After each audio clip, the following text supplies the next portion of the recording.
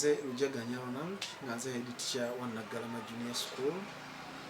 Ndi musanyufu nnyo okuba nammwe wano ku mulamwa ogw'okubanga minisita yayisizza ekiwandiiko nti buli musomesa amwetaaza okubanga alina diguli asobole okubanga abangula abaana. Kirowoozo kirungi, naffe wano mu busomesa tulina tuyita think, pair and share. Kirowoozo kirungi, naye tulina okutunulira ebintu ebyenjawulo. Sookera ddala tulina abasomesa bangi nnyo abakyalina certificate, wadde nga minisitule yavaayo netulabula nti abasomesa bongere ku bitabo bave ku certificate bagende ku diploma. Kibadde kinnabeera effective mu institutions zonna, kubanga twesanze nga college ezimu zo tezeesobola kubeera nga ziimplementinga ekintu ky'okubanga tezijja abasomesa ku certificate bazisa ku diploma. Minisita kyeyaleese kino ekyabasomesa okubanga bonna bafuna diguli nakyo kirowoozo kirungi, naye tugenda kuluzinga abasomesa abalungi bangi nnyo.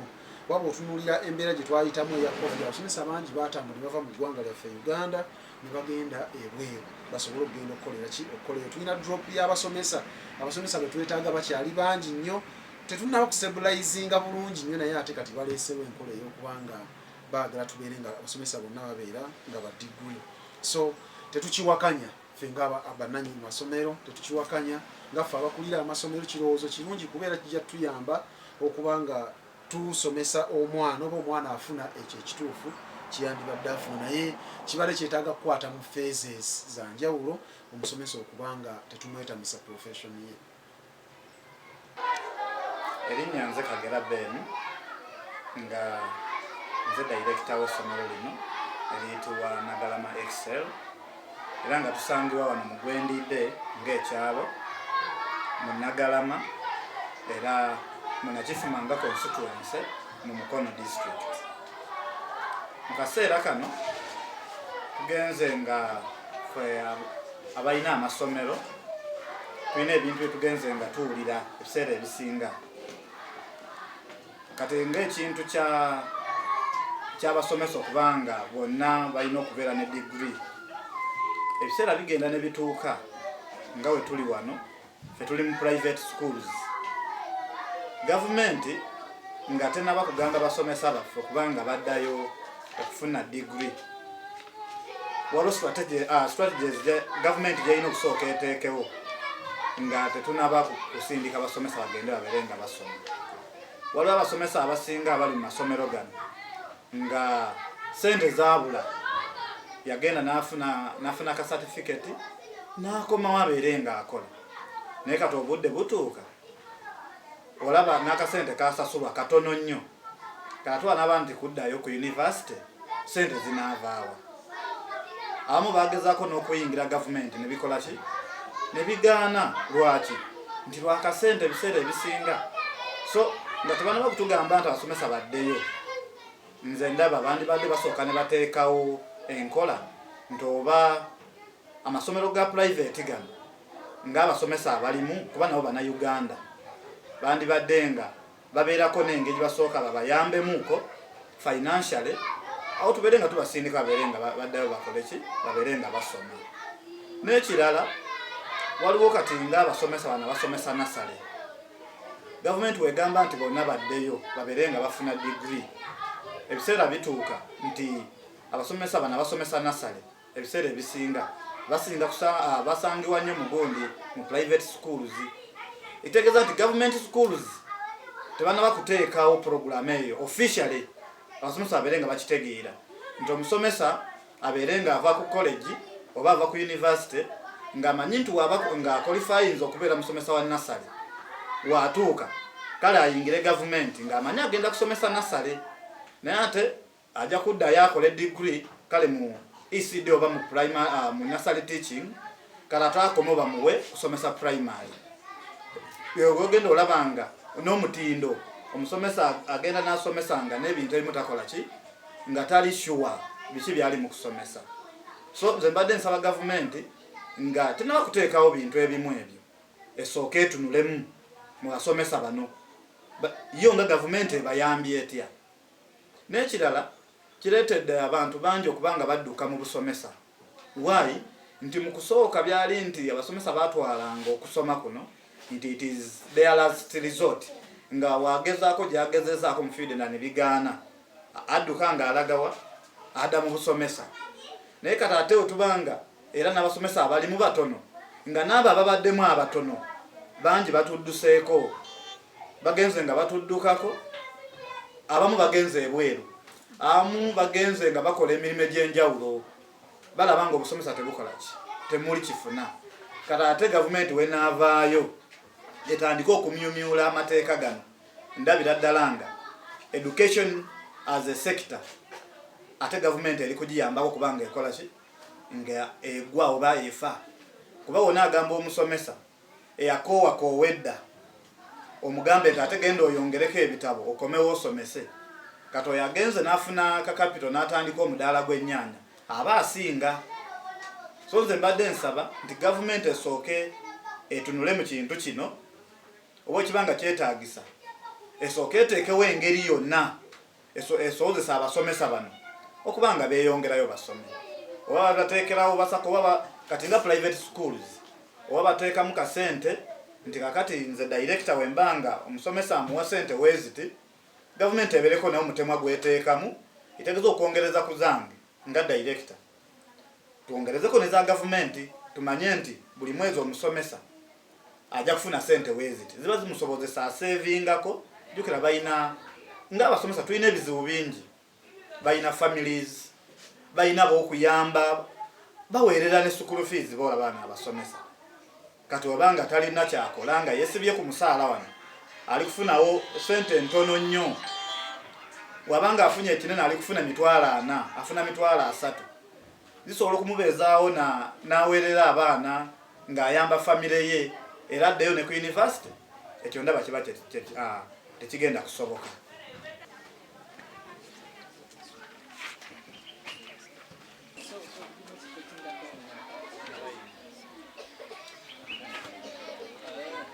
Gange nze Mukisa Joseph, director wa Nagalama New Hope Infant Day and Boarding School mu Mukono district. Ku mbeera eriwo mu Uganda olwaleero otwogera ku byabasomesa biiru gye baleese tulabira ddala nga eringa etagetinga private sector okutujja mu mulimu kubanga okugamba nti mwagala degrees nga n'abasomesa abaliwo tebamala. Waliwo amasomero ge tumanyiko mu gavumenti wano ewaffe wano nga Nakifu Mawendi wenkolera agatalimu n'abasomesa bamala. Nja kubawako ng'ekizampo Nakifu Ma voluntary somero liko abasomesa nga 6 naye nga tesomero lya gavumenti naye temuli basomesa ng'ate esomero limu bakyala beereeri ng'ate abakyala bo bakuliridde mu myaka bagenda kuritayalinga. Kakati neobuuza lwaki bagalawo PTCs ate nga abasomesa abaliwo tebamala. Abasomesa betwali tulina abasinga baddukira na bweru kunoonya sente olw'obukalubo bwa Uganda. Kakati ate n'abaliwo bagamba nti mugende ku degree. Kati omuntu afuna emitwalo 4 asobola okwesasulira degree. Kati nze ngenda mu myaka 5 nina abaana bange 2 bali ku university nagenda nja ku degree nneme okusomesa omwana omuto ekyo kiba kizibu. So tusaba gavumenti nti nga tenatandika kuteekawo kintu emala okukirondoola ekiyige eryoke kiteekewo era bw'ogamba nti by 20 oba by 4 years now degrees zizokka zinaaba zikola kitegeeza amasomero gajja kubeerawo ate nga private bwe zitaabeerewo gavumenti terina facilities zimalawo baana ba Uganda. For example wano tulina abaana nga 208 naye kati tunaabatwalawa kubanga Nakanyonyi tuliranye erimu abaana nga 1,500 tewali basomesa tewali ntebe ate nga nena Kanyonyi bakozesa abasomesa aba licensed teachers abatakwalifyinga aba senior 6 naye nga bw'osanga mu masomero ga gavumenti nga bakola kinga basomesa. So tusaba busabi gavumenti esooke tunulemu mu kintu ekyo. Tusaba PTCs zaffe ziddewo tufune abasomesa. N'ekyokulala nga tunasaba degree abasomesa batuwe sente. Waliwo zino sente ze batusuubiza za COVID-19 twewandiisa ne batwala nini namba tewali yadde 10 kyavaayo. Kati tulina emisolo miyitirivu nnyo batuteekako emisolo mingi nnyo ne batwala buli kamu ng'ate ffe tetulina kye tufuna kuvaayo mu gavumenti. So tusaba ebintu ng'ebyo gavumenti ebitunulemu n'ababaka baffe aba parliamenti babitunulemu. Enguzi mu Uganda efuuse enguzi ababaka bitutuma bebalya sente bebegerera sente kakati ate ne lulaba nti social services ezimu tezifiiriddwako naye nga sente ziri mu bo. buli afuna kyafuna yatwala. So fe abawansi abali okuyamba omwana wa Uganda owawansi ate ffe be muli okunyigiriza. So tusaba busabi nti muleme kutunyigiriza kuleeta policies zitujja mu business ate bwe tunaavaamu tujja kufuuka ababbi ab'enkya kubanga nze kati wano director wa wano nze nina abakozi 18 benawe emirimu. Kitegeeza bw'onooba onzigyemu abo bonna bagenda kudda ku kkubo banaddawa bagenda kubba. So tusaba busabi gavumenti ekyo mukitunulemu, tetuli basiimu kunyigirizibwa okwo. Tulinawo n'abalala ng'abapoliisi batambula beeyita ba inspectors abamu ate bwe batuuka mu masomero ate nabo ne babanyigiriza basaba ssente abamu ne bakola ebitasaana ne batuuka n'okutwala abakozi abo nabo gye bali wano. So ebintu ebyo tubisaba obubaka bwange eri abazadde. For His grace, with affection and nation, we shall serve the Uganda of more. We have good and trained teachers. Into the studies and enhancing moral growth. Amanya nze ndi senior counsel Dr. Batusa Segwe Hana Rashid nga ndi director wa Al-Fatiha Islamic Education Center Chungane Mukono abadde lecturer mu University of Gaborone. Naye nga mu kaseera kano mbeera eriwo education system mu Uganda gitwadde tulowooza nti oba ebadde egendako mu maaso n'okukyusa curriculum empya okubanga abantu basoma based okuba practical. Kale mu kiseera kyekimu gavumenti neyagala nti abasomesa ababeere ba degree abasomesa abaana wadde n'aba primary bwe tutunulako nga abapolice analysts tulaba nga policy eyo ebanga gye bayita poor policy formulation PPF. Poor policy formulation kitegeeza okuteekawo enteekateeka nga ndwadde enema kubanga already twadde mu system nga tulina abasomesa primary nga balina aba grade 3 abo badde basomesa naye nga bakaaba emisaala okuba nti emisaala gyabwe si mirungi era ng'embeera eyo yetawaanya abantu nga n'abatalina mirimu bangi. Kyokka wamu n'ekyo waliwo amasomero institutions gavumenti zewa license zisomese abasomesa abagenda okufulumira ku grade 3 kakati bo bagenda kukolawa era nabano baafuluma. So nga police bwe baba bagikola erina okuba nga erina kibayita time span, erina kibayita compliance ne compatibility. Compatibility kitegeeza nti enkola eteekwa okuba nga ekwatagana n'embeera eriwo ng'eyingira mu buli mbeera. Kati ogenda okulaba ng'embeera eriwo abasomesa bano bennyini abaliwo si bamativu n'omusaala ate n'abantu abamu balemeddwa okusoma okufuna okutuuka ku busomesa naye ate kati basaba nti babeere ba diguli bagenda kuvaawa ate omusaala gunaayongezebwa okujja mu ba diguli nga n'aba certificate wadde tebakaaba omusaala gwabwe. Ogenda okulaba nga policy eyo si nnungi. Compliance wekibeera nga bano abasomesa aba practical ng'ate bosi bye baasoma enkola eba tejja kuba nnungamu kujjawo nga bamaze okutendeka abakuba mu technical ate abajja okusomesa bano eba ebiri technical. Ate waliwo techniques enkola gye bakolamu nga banaateekawo policy kye bayita CBA bakita cost benefit analysis. Cost benefit analysis kitegeeza kikukostinga kikutwalira sente mmeka oba kikwetaagisa ki okuganyulwa mu ki. Kakati kyetaagisa gavumenti sente mmeka okuweerera abasomesa ku level ya diguli ate oba naavaayo banasasulwa musaala ki era tunaafuna bayizi bangeri ki. Kati abasomesa abayizi abadde basoma mu Uganda tebabadde na buzibu nti basoma bya kibuga oba tebasoma wabula bye basoma nga si bye beetaagisa mu katale. Bwebamala okusoma nga bangi bagenda okugenda mu katale nga bebasomesi bakasi bye twetaaga. Wano omulembe gwa tekinologi n'ebyetaavu ebize twalina Uganda yali agro based country tebasomye agriculture amala tebasomye bya bulunzi bisolo bwebiri neki naye kati ffenna twesubira mu kibuga kubanga twasoma embeera si kye kizibu nti level y'abasomesa ebadde ya wansi wabula ebisomesebwa ebyalibe ebya wansi nga bye byetaaga okuba nti bikyusibwa nga silibasi badde ekyusibwa naye ate wamu n'okubanga tebannaba kugiteeka mu nkola ate ne bakyusa nga baagala abasomesa ababya diguli nga bano aba certificate bajja kuba tebakyakola kyokka nga ate gali amasomero agasomesa abasatula aba certificate gakyakola so nga tegagenda kuggalwawo ate era nga nibaga gakuggalwawo tewali nsonga eweesa lwaki gaggalwawo ng'ate abazibu badde gebafulumya badde bakola omulimu gwabwe nga bwe bateekwa okugukola eyo embeera gye ndaba kyekyo kyalibadde tekikola okusinda ku time span esikopu eriwo Uganda ekyo si kyeyeetaaga essaawa zino kyeyeetaaga kwe kufulumya abantu bali ku mutindo abakwatagana n'emirimu egyetaagibwa nga ebyobulunzi n'ebyobulimi n'ebikwatagana n'embeera y'omuntu wa bulijjo.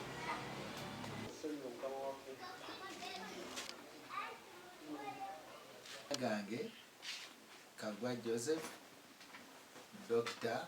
Kagwa Joseph, watenga ndi musumba asumba ekkanisa eya Christian Faith Love and Hope International Church era nga ntudde wano ekiyunga Mukono District. Katonda mwebaza nti kati olwaleero natandika essomero lye bayita Love and Hope Christian School era nzalikulira nze director waalyo libadde litambula bulungi wewaawo covid yatukosa naye era tutuyimiridde nga private entity. Ngenda kwogera ku mulamwa ogukwatagana ku kigenda mu maaso gavumenti nga bwe yakiyisa nti abasomesa balina okubanga abasomesa balina okubanga ba degree nanga yogera wamu nammwe nina degree ya PhD as a doctor. Nkiwagira abasomesa okuddayo okusoma naye simu buwaze simu waliwo kituyita enforcement omuntu okumukaka kyatandikoze mu budde obutuufu ate gwe n'omugamba akikole. Kati batica abasingira ddala aba gavumenti abasingira ddala bakuma ku grade 3 abala balina zi certificate okuva wansi mu nasale okutuuka waggulu era bw'oyinza n'okisanga ne mu secondary aba diguli batono. Naye ku mbeera gye tulimu olwaleero gavumenti ng'egamba nti batica balina okuddayo okusoma, nze omulanga gwange gwe guno gwensaba gavumenti nti ekisookera ddala yandibadde creatinga kye tuyita avenues but abasomesa bayinza kusomerawa okumpimpi ebitali bifo bino bye bagamba nti Kyambogo, Makerere universities ezo ne nabo batuteekerewo okumpimpi ekinayamba batica nti bajja kufunamu ku bwangu kugeza transport abo baba tegenda kubakosa mu bifo kwega avenues zibeere nga ziwerako batica basobole okuba nga bafuna obuyambi obw'okusoma baddeyo basome baweze ku bitabo byabwe ne ku mpapula zaabwe.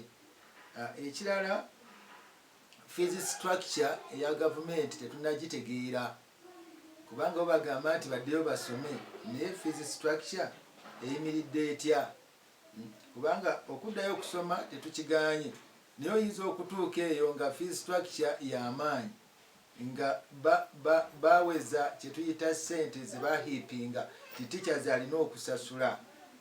Ekyo kigenda kubanga kikosa teacher kubanga n'engeri gyafunamu salale ye si ya mulembe kubanga teacher afuna ku certificate sente z'abafuna teziwera zibaera nga zakuteesaganya.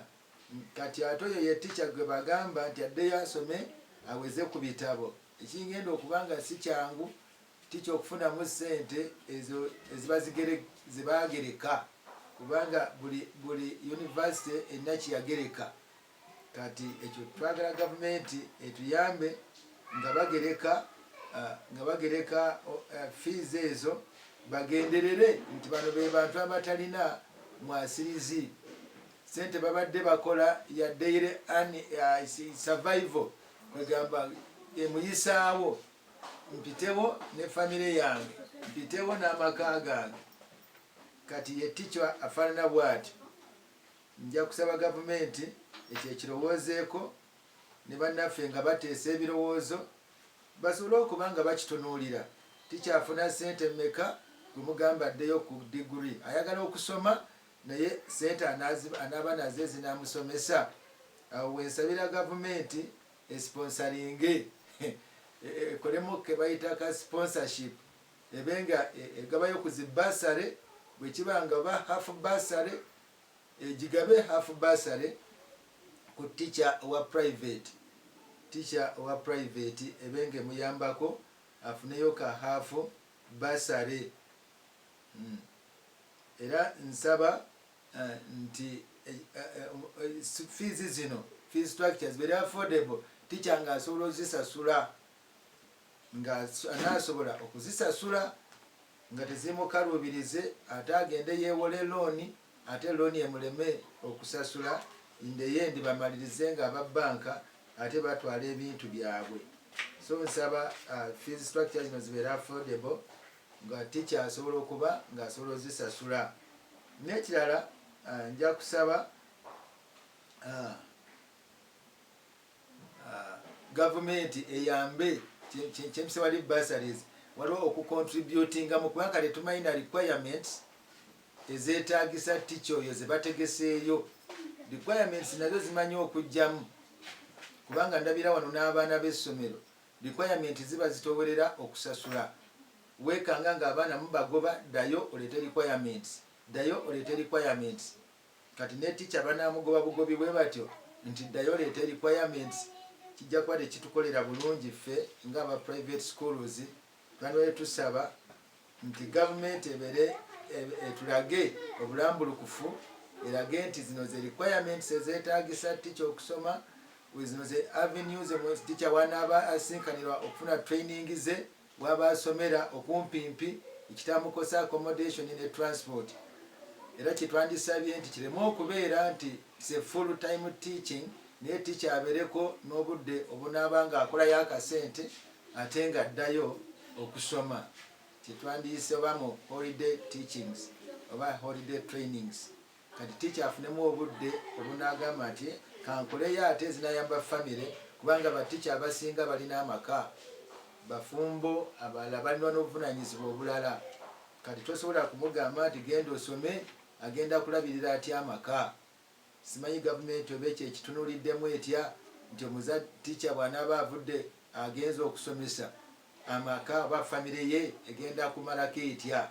Buyambi ki gavumenti bwegenda otuyambamu awo okuyamba teacher ng'agenze mu kiraasi kakati ate eno abaana be abantu be bagenda kubeerawo batya. Nandisabye gavumenti etuyambemu awo mu gavumenti mu private schools. Ekirala kye nandisabye nti tulina emisolo mingi gye batugerekera. Batugerekera emisolo era ne batugamba nti tuli mu urban areas. Ate oyinza okisanga nti tetulina mu urban areas kubanga nze nandisabye nti gavumenti nga tenatugereka misolo gino esooke etunulemu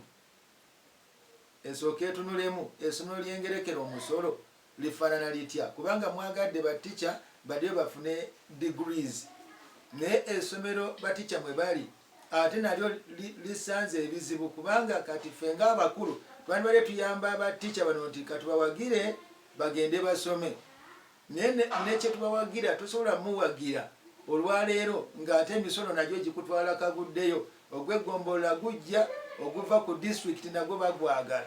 Kati eggombolola ekusaba ate ne ku district bakusaba gyonna misolo naye nga tebatunuulidde essomero enrollment abaana abali mu ssomero benkana wa naye bo basindika ga dictatorship.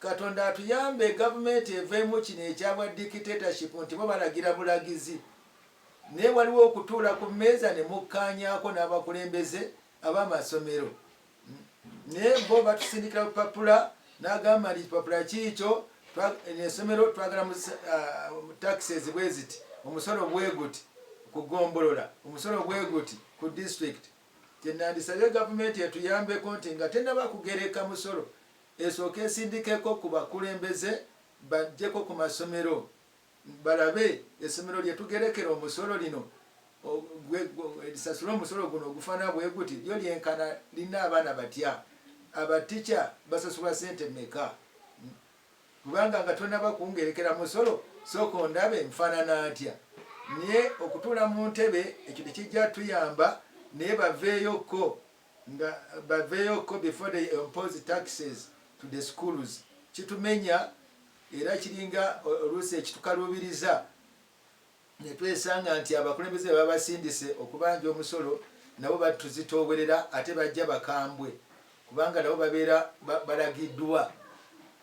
balagiddwa mudda ne ssente kati mudda ne ssente naffe tetulina we tuzijja kyenandisabye gavumenti nga tenaba kutugamba nti tujja kuggala kubanga bajja n'olulimi olutiisatiisa ekintu kiyamba community essomero liyamba community liyamba abaana b'eggwanga naye oli bwajja n'agamba nti essomero tugenda diggala tamanyi bulumi bw'obadde oyitamu tamanyi kyotaddemu naye kubanga ye ayagala musolo agamba essomero tugenda dittekako amakufulu tuliggale ekyo kituluma ffe ng'abakulembeze mu masomero gaffe ate n'ekirala tusaba gavumenti weewaawo tutoola omusolo naye gavumenti etuddizaayo ki olwaliwo kyetubadde tusaba nti abasomesa aba private bandibadde bafiibwako nnyo kubanga omusolo gwaffe guyambye eggwanga omusolo gwe tuwa guyamba eggwanga bannansi omusolo gwe tuwa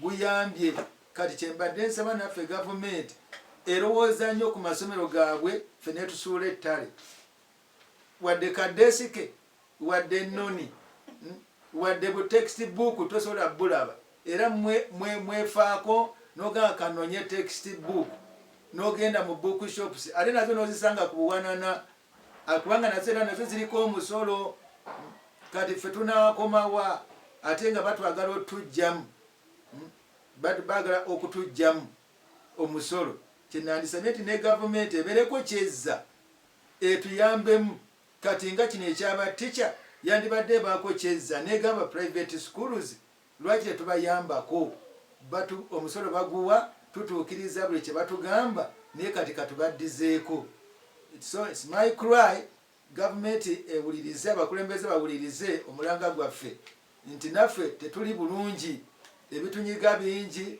oluusi abaana baffe naffe ng'abalina famire awaka babeera mu bulumi eyagenza okukola nga tolina kyobayamba ne babuuza taata akola mulimu ki era kyova olaba kyesangiddwa nnaku zino abaana tebaagala nakusoma busomesa oli agamba abasomesa ennaku eri mu basomesa mpitirivu kwega tebeegomba mulimu gwa bwa teaching naye ng'ate buli profession yonna eyita mu kusomesa teacher yabagituusizaawo inginiya aba yasomesebwa naye yavaawa eno ku ground kyenandisabye nti private schools naddala ffe aba primary batusudde muguluka naye ngaomwana gye tumugja eno mu nasale wansi nga tategerekeka ne tumufuula omuntu ategerekeka gavumenti yandibadde erowoozaako ku musomesa afaanana bw'atyo tilwaki tetumuyamba so nsaba gavumenti etuyambeko etuyambireko ddala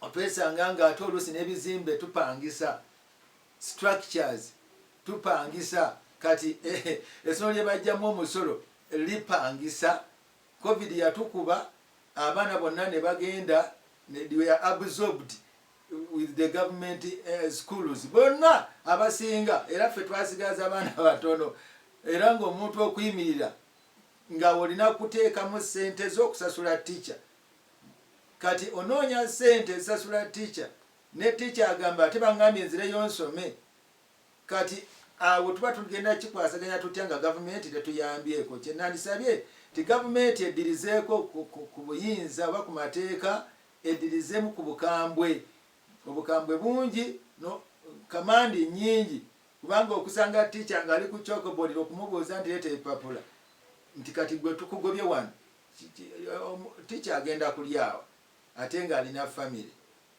kyenandisabye nti gavumenti eddirizeemu ku mateeka ku luluzi abatica baffe basobole kubaagazisa okuddayo okusoma okufuna diguri ate mu butakakibwa naye tuweemu ku budde batica basobole okwebanja akasente ke bakolayo basobole okugenda ku diguri.